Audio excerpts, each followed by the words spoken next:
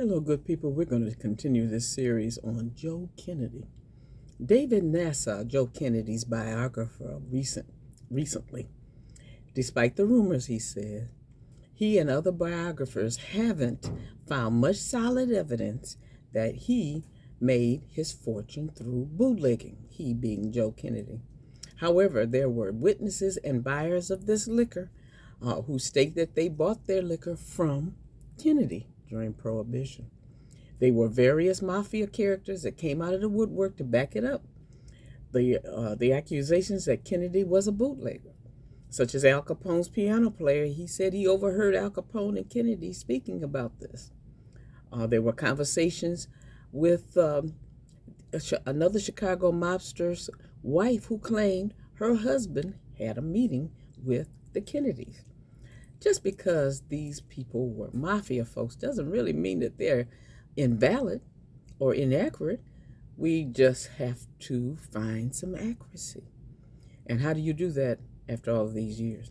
So you have to believe what you want to believe. There are several books, and I've read 5 of them on the Kennedys that tell different analogies on this, depending on the author. Some authors who are against the Kennedys will write poorly about them and find, of course, all kinds of things that are inappropriate and odd. According to this gentleman, who is a former advertiser and executive at a Fortune 500 company, he said Joe was a high-class bootlegger. During Prohibition, he had a group who smuggled Scotch and Canadian club down from Canada.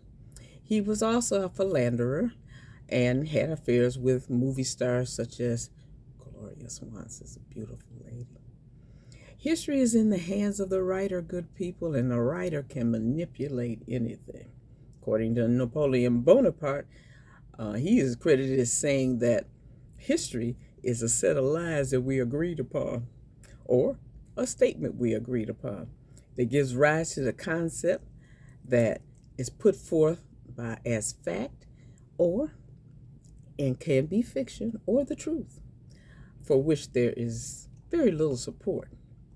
Joe Kennedy's Sr. made millions, though, in unregulated stock market of the 1920s, in part due to insider trading and market manipulation. The Kennedy family patriarch then used his Wall Street earnings to become a movie mogul. Smart guy.